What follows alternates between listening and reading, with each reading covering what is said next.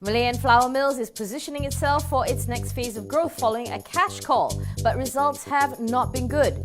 We talked to CFO Casey Chiang about overcoming hurdles, turnaround, and progressive solutions for an old school business. The main thing recently is the big rights issue. Subscription period's closed already. How was the response like throughout the whole exercise?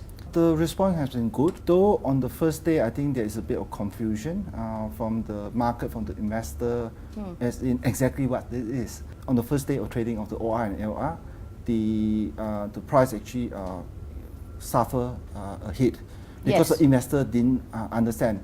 And what happened is that after the first day, personally I received some calls from some of the investors, asking exactly what is it, because I think some of the investors actually were confused on what we are trying to do. I think a lot of investors overlook one fact, and that's a big factor. And that factor is the fact that buying the OR, right, even though the share price back then was probably about 40-ish cent, I think 47 cent, 48 cent. Yes. There was still value in that simply because for when the investor subscribe to the right OR cows, they will be entitled to bonus and warrant. Because shareholders in general don't like cash call. They're very sort of skittish about it. So when your investors came to you and they came asking about why you kind of did this, how did you explain, how did you justify it to them? The rationale to actually do this cash call is really to actually to fund our expansion, but the expansion already started. It's not the case where we are waiting for the fund to come in, then only we expand. In fact, what we indicated through the exercise that we are going to use the proceeds to actually fund three things: the processing plant, the poultry processing plant, the aquafeed mill, and the jetty. The aquafeed mill is already up and under commissioning. In about 2 months' time, that's going to be operational. So it's not a case where we get the fund in, then start building, then only the shareholder will reap the benefit 18 months down the road. It's immediate. After what seemed like a couple of really good quarters, your latest third quarter, it wasn't great. You swung into a loss, and not only that, it was quite a steep drop because the quarter before that, the year, was like 23 million in net profit.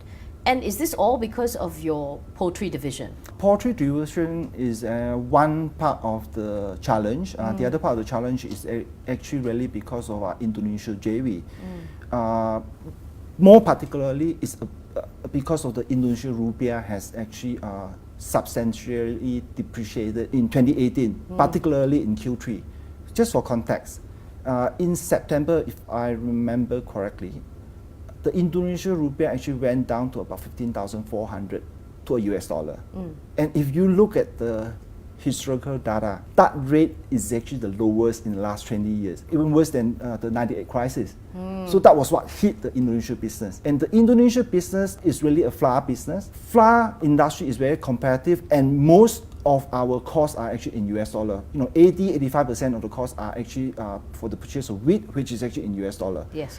When the Indonesian rupiah suffer, so the cost immediately shot up. For the poultry, the challenge is really, I would say the challenge we had in 2018 was really the first 9 months. The first half of the year was because of reason that I've already explained to the press a couple of months ago about disease. It is really a supply constraint that we had. It's not so much of demand.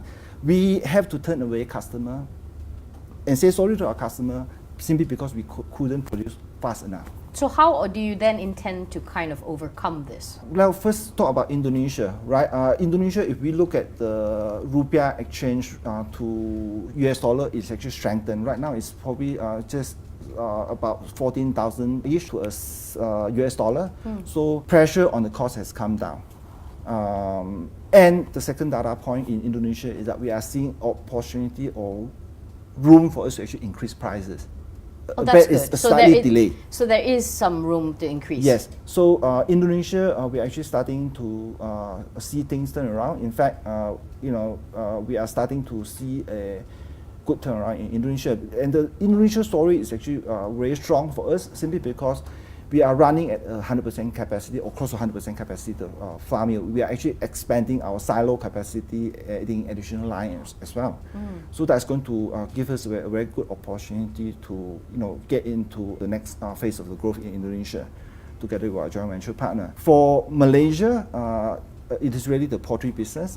The price actually has gone up in Q4. We are still finalizing the number, so I will not have anything to share at this point in time. But what we are seeing is that the chicken price has actually started coming up. Mid of Q3, our production of the chicken has improved, so things are looking good.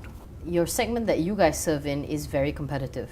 It is very competitive. It is sensitive to sort of like consumer fluctuations and everything. So how do you intend to kind of combat this when prices go up or consumer sentiment is soft and all this? I mean, like, how do you ensure that you still keep paying dividends, which is what you promised your rights issuers, right? What we are doing is that, and which is why we are actually investing in our state-of-the-art processing plant in Lumut. Just for context, right now the existing poultry processing plant has a capacity of 80,000. It was built 30 years ago. Okay. Yeah, so we have actually maxed up capacity for quite a while already. One of the challenges why we suffer a hit in Q3 of 2018 is because we were still have a big segment of our business that go to the live bird market. Why do we need to channel the bird that we produce into the live bird market instead of processing plant? Because my processing capacity is limited. Right, yes, you it's only only have so much 80,000 chicken a day that I can slaughter. So the investment is actually intend to triple our production capacity, right? So that is going to actually give us ability to actually go further downstream, to build further processed product, to get into more value added product, which is going to have better margin for us.